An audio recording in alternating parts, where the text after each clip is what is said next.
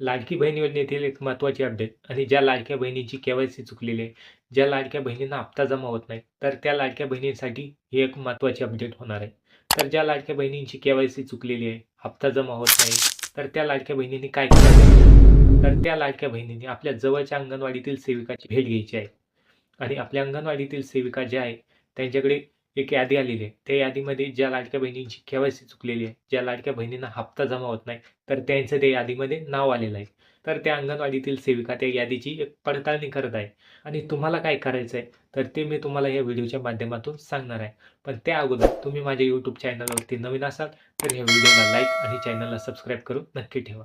नमस्कार मित्रांनो, मी संतोष सावंत आणि लाडकी बहीण योजनेविषयीच मी महत्त्वाचे अपडेट आपल्या लाडक्या बहिणींसाठी आणत असतो. तर त्या लाडक्या बहिणींना काय करायचं आहे, तर जी अंगणवाडीतील ती सेविका आहे, ती तुमच्याकडून एक विनंती अर्ज भरून घेणार आहे आणि ते विनंती अर्ज कसं भरायचं आहे, तर चला मी तुम्हाला सांगतोय. सर्वात पहिले तुम्हाला तुमचा विनंती अर्ज पूर्णपणे बघून घ्यायचा आहे. त्यानंतर तुम्हाला वरती दिनांक दिलेला आहे. ज्या दिवशी तुम्ही हा फॉर्म भरताय, तर त्या दिवसाची तुम्हाला तिथे दिनांक टाकायचे आहे. खाली दिलेलं आहे, जिल्हा महिला व बाल विकास अधिकारी साहेब. विषय: मुख्यमंत्री माझी लाडकी बहीण योजनेचा बंद झालेला लाभ पुन्हा चालू करण्याबाबत.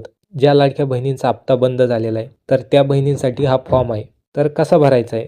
खाली अर्जदार, ज्या महिलांचा हप्ता बंद झालेला आहे, तर त्या महिलाचं नाव इथं टाकायचं आहे. त्याखाली त्या महिलाचा आधार क्रमांक टाकायचा आहे. खाली अर्ज क्रमांक टाकायचा आहे आणि ती महिला कुठली आहे, कोणत्या गावची आहे, तर त्या महिलाचं गाव, तालुका, जिल्हासह तिथं पत्ता टाकायचा आहे. मी वरील अर्जदार मुख्यमंत्री माझी लाडकी बहीण योजनेचा लाभार्थी असून माझा लाभ म्हणजे कधीपासून बंद झालेला आहे, कधीपासून तुम्हाला लाडकी बहीण योजनेचा हप्ता आलेला नाही, तर तेव्हाची तुम्हाला तिथं दिनांक टाकायची आहे. मी सत्यप्रतिज्ञेवर कळवते की माझी ई-के-वाय-सी प्रक्रिया पूर्ण केली असून माझ्या कुटुंबामध्ये कोणीही व्यक्ती सरकारी नोकरीवर नाही. माझ्या घरामध्ये 4 चाकी वाहन नाही. तसेच माझ्या कुटुंबाचे वार्षिक उत्पन्न 2.5 लाखापेक्षा कमी असून मी या योजनेत पात्र आहे. तरी माझा आधार कार्डची पूर्ण चौकशी करून माझे लाभ पुन्हा चालू करण्यात यावे याकरिता अर्ज सादर करत आहे. तर तुम्हाला तुमचं ठिकाण म्हणजेच तुमच्या गावाचं नाव तिथं टाकायचं आहे. खाली दिनांक टाकायची आहे आणि खाली तुमचा मोबाईल नंबर आणि इथं अर्जदाराची सही.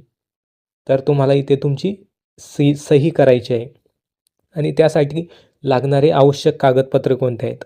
लाभार्थ्याचं आधार कार्ड, पती किंवा वडिलाचे आधार कार्ड आणि लाभार्थ्याची टी-सी म्हणजेच शाळा सोडल्याचा दाखला आणि लाभार्थ्याचं रेशन कार्ड. असे 4 आवश्यक कागदपत्रे तुम्हाला हे विनंती अर्ज भरण्यासाठी लागणार आहेत. आणि हे अर्ज भरल्याच्या नंतर ज्या लाडक्या बहिणींची के-वाय-सी चुकलेली आहे, ज्या लाडक्या बहिणींना हप्ता जमा होत नाही, तर त्या लाडक्या बहिणींना 100% हप्ता जमा होणार आणि के-वाय-सी पूर्ण केले जाणार. आणि याच विषयी जर तुम्हाला काही अडचण असेल, तर मला कमेंटमध्ये नक्की विचारा. मी नक्कीच तुमच्या समस्या सोडवण्याचा प्रयत्न करेन. जय हिंद, जय महाराष्ट्र.